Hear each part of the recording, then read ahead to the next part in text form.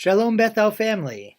It is Thursday, once again time for our video recap of last week's Torah discussion in synagogue. Last week we read Parshat Tisa, a great portion with the golden calf and all of that, but it was also Shabbat Parah, one of the four special parshiot that we read before Passover. The third, in fact. It always comes after Purim, and it's supposed to remind us about purity, right? The parah in question is the red heifer. We read about it in a special concluding Torah reading, a special maftir from the book of Bamidbar, chapter 19, that tells the rules of this red cow who they would make a special potion, burn it down, and make a special, after sacrifice it, burn it, make a special potion out of the ashes that would purify anything. In fact, most importantly, it would purify people from tameh met, the impurity you would get from touching a dead body. Now, people don't like it when I use this metaphor for tameh and tahor, for impurity and purity in Jewish law, but it really helps people understand the best. So what does it mean when you're impure? How did impurity happen in biblical times? Well, impurity, more than anything else, is a lot like third grade cooties, right? Anyone who played cooties in third grade understands how impurity works, right? It's an invisible uncleanness that would be transferred by touch, right? And it would be cured by these kind of potions, right? When I was in school, we used to use a cootie spray. Some people would use cootie shots, these pretend shots. Well, this was a real potion. It would cure this impurity. By the way, the closest thing we have to it now is the rules of kashrut, of whether a pot is kosher or not kosher, or you know that meatness and dairiness can be transferred to metal through heat. Also, kind of has a cootie feel to it. But anyway, if you were impure from touching a dead body, anyone you touched would also become that level of impurity. And the only way you could fix it was through this potion with the red heifer. But here's the problem. This is one of the classic conundrums of the commentators on the Torah, right? The verses in Bamidbar 19, 9-10 read, "A ritually clean person shall gather the cow's ashes and place them outside the camp in a clean place. And it shall be as a keepsake for the congregation, for the children of Israel, for sprinkling water used for cleansing," right? You're going to hold on to it and use it when you need to do this, this purification ritual. But then listen, "The one who gathers the cow's ashes shall wash his clothes, and he shall be unclean until evening. And it shall be an everlasting sacrifice." So the question is, why? How can it be that these ashes that are the key to bring the ultimate purification also cause the person who uses them to become unclean?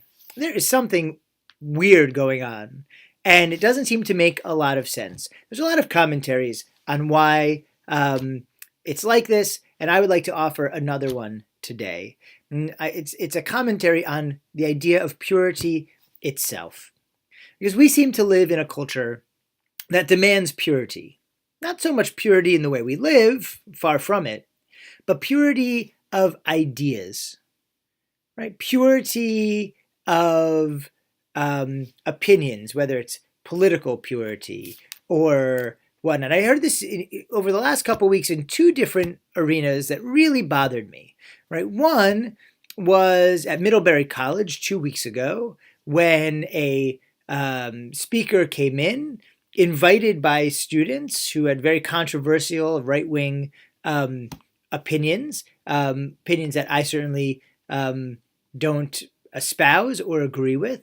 But other students protested and tried to keep this person from talking because they wanted ideological purity, that somehow even listening to this person's words would corrupt them, right? Would cause them to be impure or their campus to be unclean.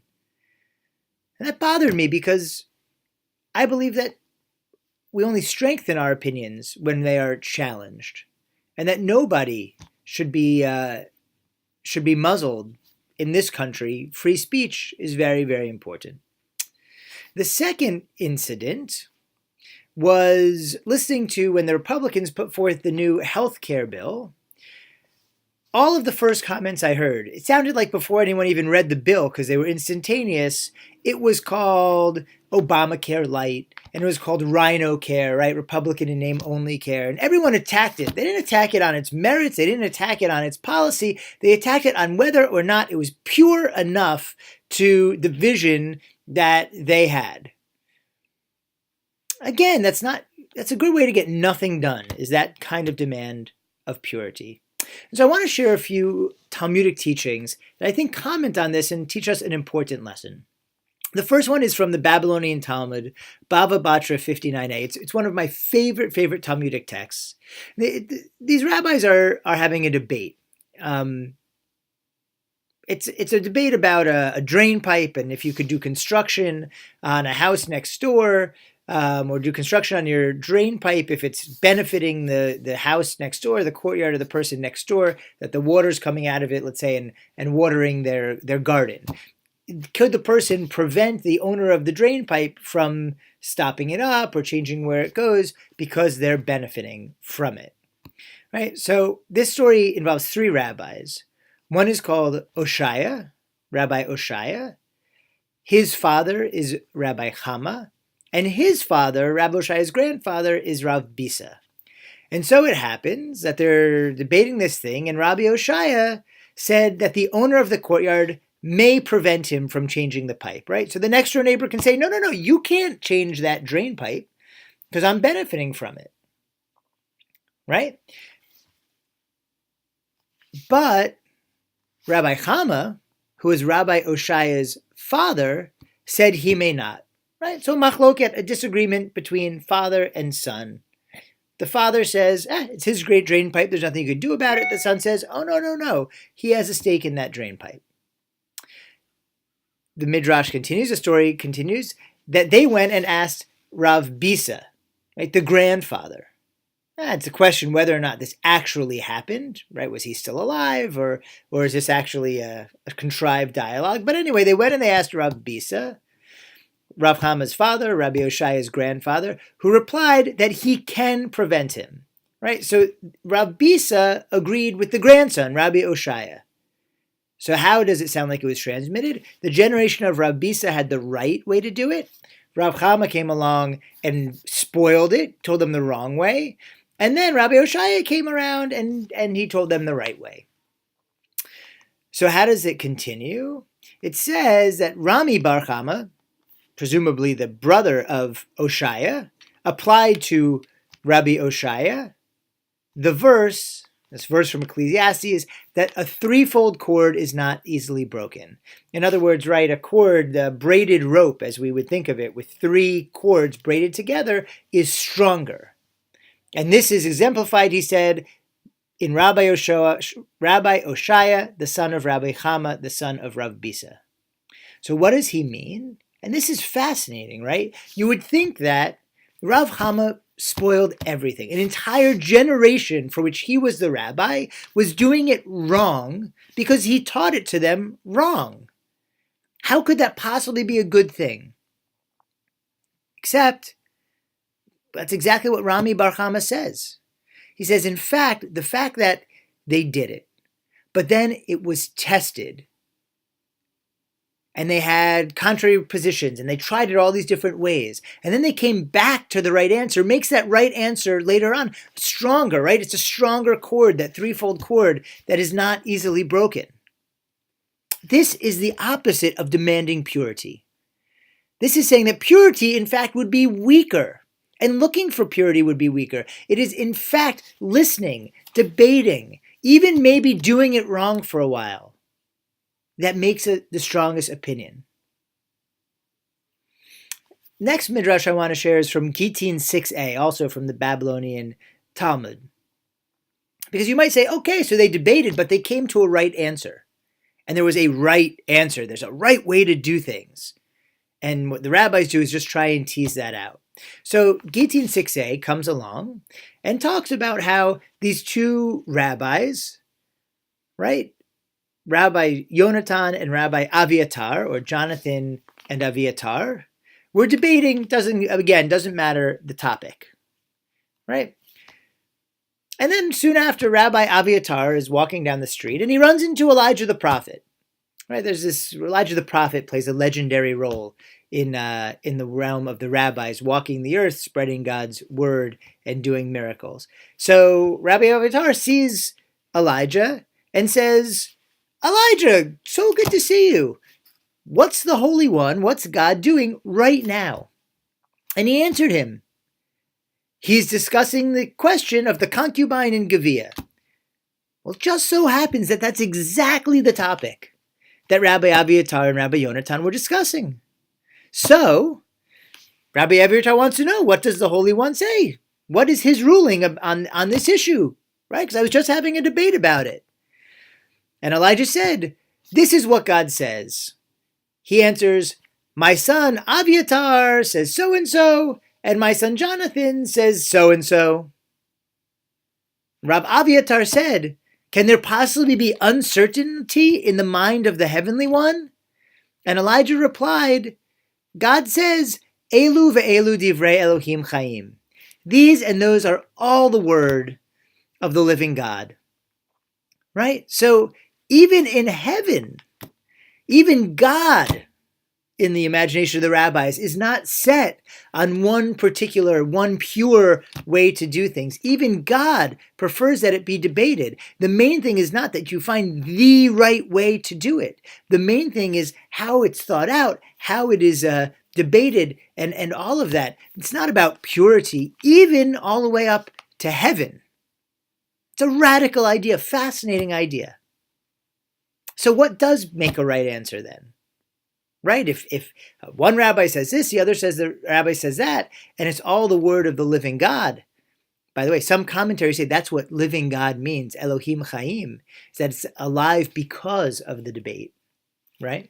Very famous term, Elu ve'elu divrei Elohim Chaim. These and those are the words of the living God. So let me share one last midrash, one last story from the Talmud, very, very famous, that uses that same phrase. It's Babylonian Talmud, Eruvin 13b. It says a story that Rav Ava taught in the name of Shmuel, that for 3 years there was a dispute between Beit Shammai and Beit Hillel. These are the students, the schools that were spawned by two great rabbis, Shammai and Hillel.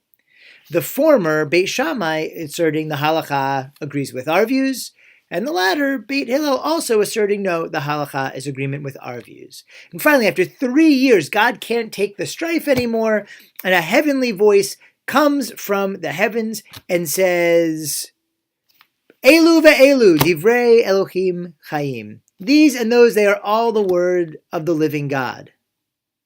But, he says, the halakha, right, the way you should do things is in agreement with Beit Hillel.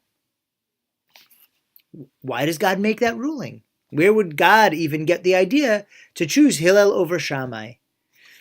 So the Midrash asks that very question. It says, why Beit Hillel? Because they were kindly and modest. They studied their own rulings and those of Beit Shammai, and were even so humble as to teach Beit Shammai's views before their own. Right? So what makes purity? What makes someone right, according to this Midrash?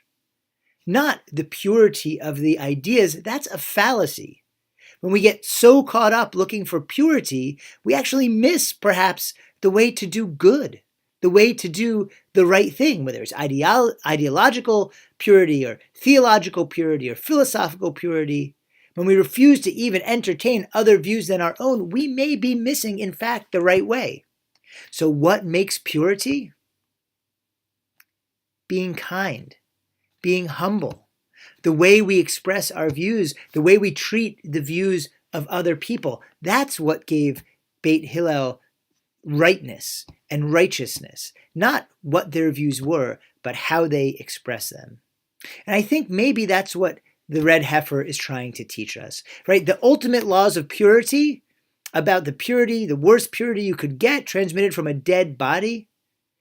Why would those laws be muddled and confusing? Because purity is muddled and confusing. Because if you think that you could get to the right idea, even even heaven, even God doesn't have the right idea. There's not a right idea, but there is a way to act. There is a way to dialogue. There is a way to treat other people with respect. And that is the purity that the Torah teaches, and unfortunately the one we seem to be so lacking in today's culture and today's dialogue.